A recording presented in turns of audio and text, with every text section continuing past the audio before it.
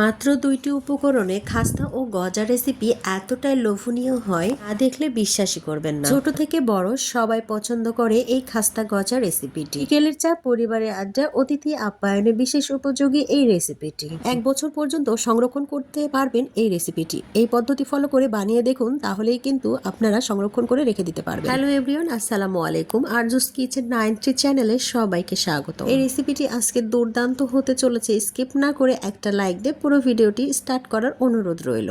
So কথা না বাড়িয়ে ভিডিওটি শুরু করা যাক। এখানে আমি একটা বোল নিয়েছি আর এখানে 1 বাটি পরিমাণ আমি আটা নিয়ে নেব আর এখানে স্বাদ মতো লবণ দিয়ে দিচ্ছি আর এখানে লাগছে কালো জিরে 1 চামচ পরিমাণ আর এখানে দিয়ে দিচ্ছি খাবার সোডা আর 2 টেবিল চামচ রান্নার সাদা তেল। সমস্ত উপকরণগুলো ভালোভাবে হাত দিয়ে মিক্সড করে নিতে হবে। হাতে যখন দলা দলা হয়ে আসবে কিংবা মুঠি করলে দলা পেকে আসবে, তখনই মনে করতে হবে এই আটাটি নাস্তার জন্য রেডি হয়ে গিয়েছে। তখন পানি দিয়ে সুন্দরভাবে ডো তৈরি করে নিতে হবে আর এখানে অল্প অল্প পানি দিয়ে ডোটা তৈরি করে নিতে হবে।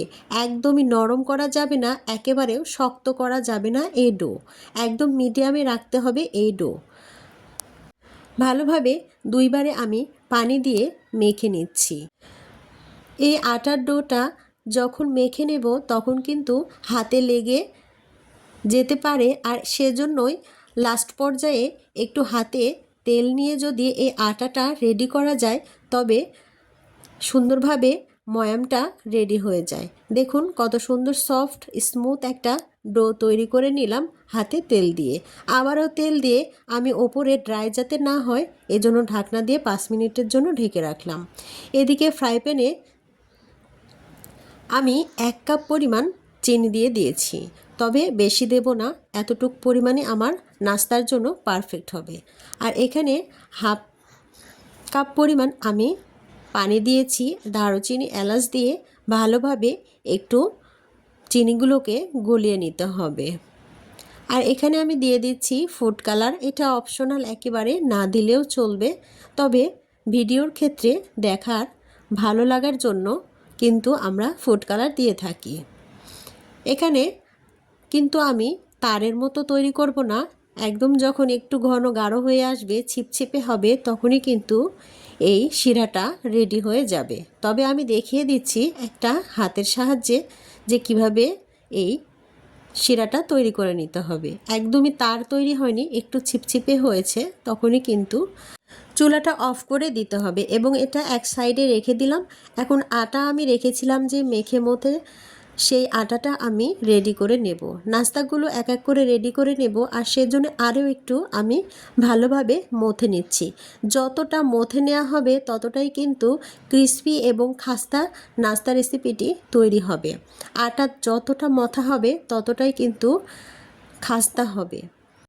এই নাস্তাটি তৈরি করার জন্য আমি আটাগুলোকে রেডি করে নিচ্ছি। নাস্তাগুলোকে সুন্দরভাবে লম্বা লম্বা করে গড়িয়ে আমি এখানে একটা চাকুর সাহায্যে লেচি কেটে নেব আর এক সমানভাবে লেচি কেটে নেব। আর লেচি কেটে আমি সম্পূর্ণগুলোকে রুটি তৈরি করে নেব। বেশ কয়েকটা রুটি তৈরি করে নেব আর লেচিগুলো আমি কেটে রুটি তৈরি করে দেখিয়ে দিচ্ছি। প্রত্যেকটা স্টেপ আমি ভালোভাবে বুঝিয়ে দিয়েছি। ভিডিওটি স্কিপ করলে কিন্তু মূল্যবান জিনিসগুলো আপনারা মিস করে যাবেন, আর সেজন্যই পুরো ভিডিওটা একটু কষ্ট করে দেখে নেবেন। লেচিগুলোকে আমি সাইজ করে নিচ্ছি আর সবগুলো লেচি আমি উঠিয়ে নেব আর একটা লেচি দিয়ে আমি রুটি বানিয়ে দেখিয়ে দিচ্ছি কিভাবে এই নাস্তা রেসিপিটি তৈরি করা যায়। আমি এখানে একটা লেচি নিয়েছি আর এখানে আমি রুটি তৈরি করার জন্য কিছুটা আটা ছিটিয়ে দেব, দিয়ে একটা রুটি তৈরি করে নিচ্ছি। তবে রুটি করাতেই কিন্তু এখানে শেষ নয়, এখানে রুটিটা বেলে তারপরে আমি দেখিয়ে দিচ্ছি প্রত্যেকটা স্টেপ। এখানে আমি হাত দিয়ে চেপে চেপে আটাটাকে রুটির জন্য রেডি করে নিচ্ছি, যাতে সাইড থেকে ফেটে না যায়, এদিকে ওইদিকে না যায়, আর সেজন্যই আমি প্রত্যেকটা রুটি এভাবে বেলে নেব। সমস্ত লেচিগুলো আমি এভাবে রুটি বানিয়ে সাইডে একটু ভাঁজ দিয়ে রেখে দেব আর পরে নাস্তাটা একেবারে রেডি করে নেব। ভিডিওটি মনোযোগ সহকারে দেখতে থাকুন। এখনও যারা একটা লাইক দেননি, প্লিজ একটা লাইক দিয়ে পুরো ভিডিওটা স্টার্ট করার অনুরোধ রইল, কারণ আপনার একটা মূল্যবান লাইক কমেন্ট আমার এই ভিডিওটিকে অনেক দূর পৌঁছে দিতে সাহায্য করবে। আমি এভাবে সবগুলো রুটি বানিয়ে নিচ্ছি। এক এক করে সবগুলো আমি যে লেচি কেটে রেখেছিলাম সব রুটি তৈরি করে নেব। এই নাস্তার রেসিপিটি এতটাই খাস্তা এবং মুচমুচে হয়, 1 বছর পর্যন্ত সংরক্ষণ করে রেখে দিতে পারবেন এই রেসিপিটি। তবে আমার এই প্রত্যেকটা স্টেপ আপনাকে ফলো করতে হবে, তাহলেই বছর জুড়ে সংরক্ষণ করে রেখে দিতে পারবেন। যখন ইচ্ছে করবে তখনই কিন্তু এটা খেতে পারবেন। তবে আমি এখানে একটা রুটি তৈরি করে নিয়েছিলাম। সেই রুটির ওপরে তেল দিয়ে কিছুটা আটা ছিটিয়ে আমি প্রত্যেকটা রুটি এভাবে পরপর দিয়ে দেব।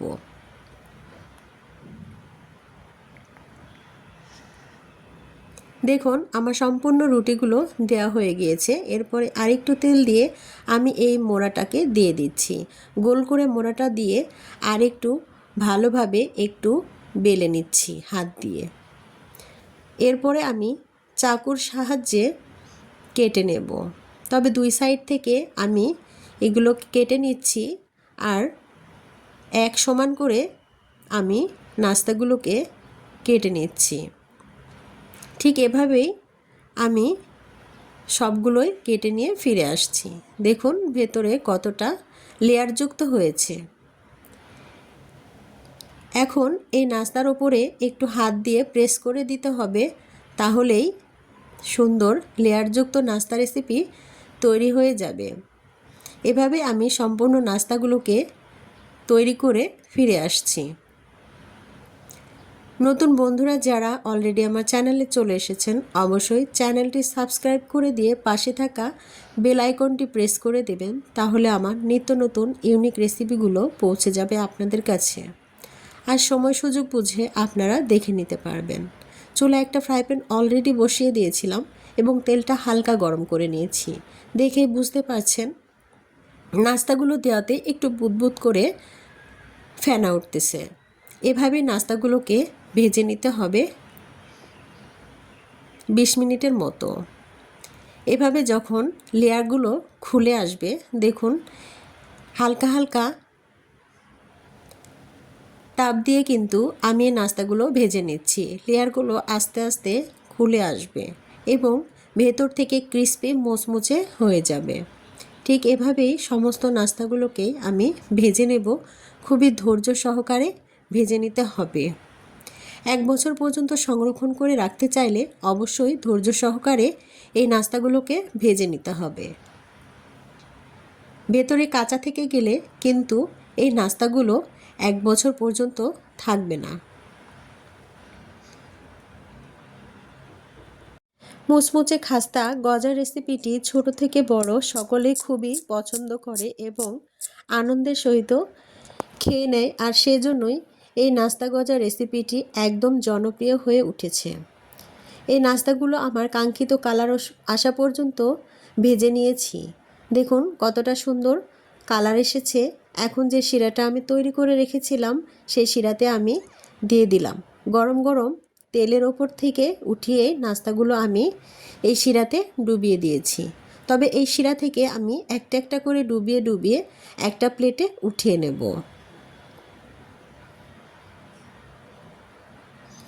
ভালোভাবে যখন একটু ভিজে যাবে তখনই আমি নাস্তাগুলোকে একটা প্লেটে উঠিয়ে রাখছি। আর 20 মিনিট পরে এই নাস্তাগুলোর একদম পারফেক্টলি এই শিরাগুলো বসে যাবে, তখনই কিন্তু দেখতে এবং খেতে ভালো লাগবে। আমি আরও একটা বাটিতে ট্রান্সফার করে নিয়েছি। দেখুন একদমই হাতে লেগে যাচ্ছে না চিনির শিরাগুলো। ভালোভাবে খাস্তা এবং ক্রিস্পি হয়েছে। বছর জুড়ে সংরক্ষণ করে রেখে খেতে পারবেন এই নাস্তা রেসিপিটি। ভালো লাগলে অবশ্যই একটা কমেন্টের মাধ্যমে জানিয়ে যাবেন আপনাদের কাছে এই রেসিপিটি কেমন লেগেছে। সবাই ভালো থাকবেন, সুস্থ থাকবেন। আবারও দেখা হবে নেক্সট কোনো ভিডিওর মাধ্যমে। সে পর্যন্ত সবাই ভালো থাকবেন। আল্লাহ হাফেজ।